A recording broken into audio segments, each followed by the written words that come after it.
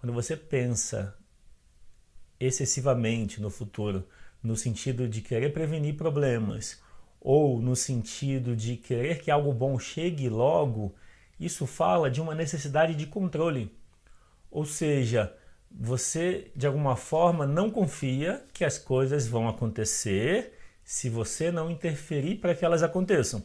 Existe uma parte, sim, que depende de você, da sua preparação e daquilo que está no seu alcance. Mas a ansiedade surge quando você quer controlar algo que não está no seu controle, ou seja, que não depende de você. Algo que está no futuro, de alguma forma, depende parcialmente de você. Depende de você naquilo que se refere à sua preparação e às suas ações no sentido de favorecer que aconteça. Mas não depende de você porque qualquer coisa pode acontecer.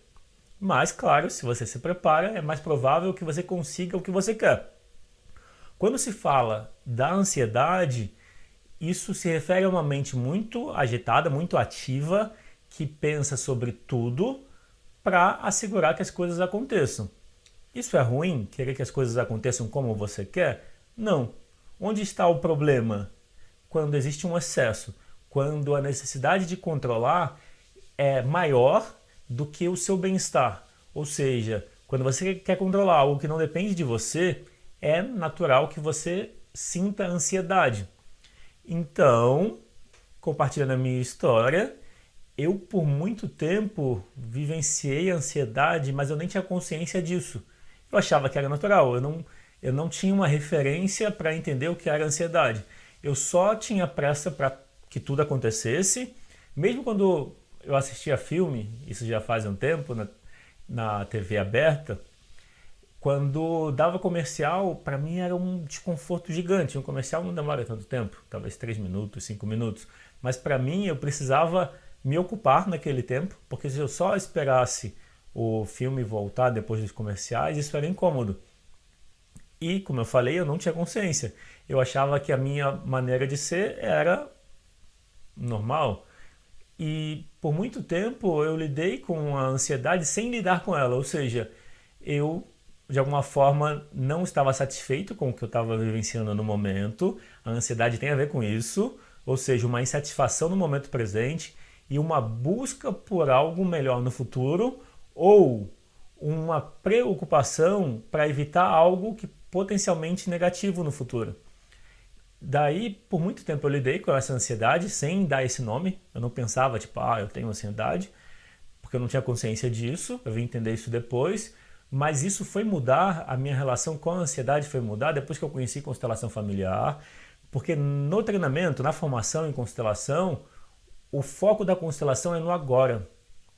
Então, a experiência de estar com a atenção no momento presente, nas emoções, foi muito desconfortável no começo para mim, mas com o tempo e experimentando, e eu juntei a essa experiência da constelação também a meditação. Meditação é sobre exercitar o foco da atenção no agora. Lembra que eu falei que a questão principal da ansiedade é uma atenção no futuro? Então eu fui entender essa dinâmica por meio da constelação familiar e da meditação. Porque o que tem em comum entre elas, uma das coisas é isso, é o foco no agora. E nas sensações e na percepção daquilo que está presente. Depois de conhecer então constelação e meditação, eu comecei a mudar a minha relação com a ansiedade, porque eu passei a perceber que eu podia focar naquilo que eu podia fazer no momento. E que fora daquilo não estava no meu controle. Inclusive, é importante entender o que está sobre seu controle, o que está sobre a sua influência e o que não está nem no controle e nem na sua influência. E eu vou falar sobre isso. Então, o desafio ligado ao controle é você exercitar a seguinte compreensão. Existe o diagrama do ovo frito. Eu vou fazer um desenho para representar o ovo frito. Aqui seria a gema. Aqui, como gema, seria aquilo que você controla, aquilo que está sobre a sua vontade, ou seja, que depende só de você, e que quando você age sobre isso, você tem um resultado imediato. A clara seria a área de influência. Aquilo que você de alguma forma consegue afetar. Por exemplo, o comportamento das outras pessoas. Você não controla as outras pessoas, mas você influencia. Como? Comunicando a elas aquilo que você pensa que deve comunicar.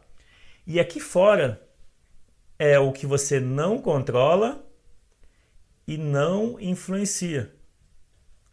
Então você tem no centro o que você controla, você tem na clara o que você influencia e o que você não controla e não influencia, que está fora dessa área.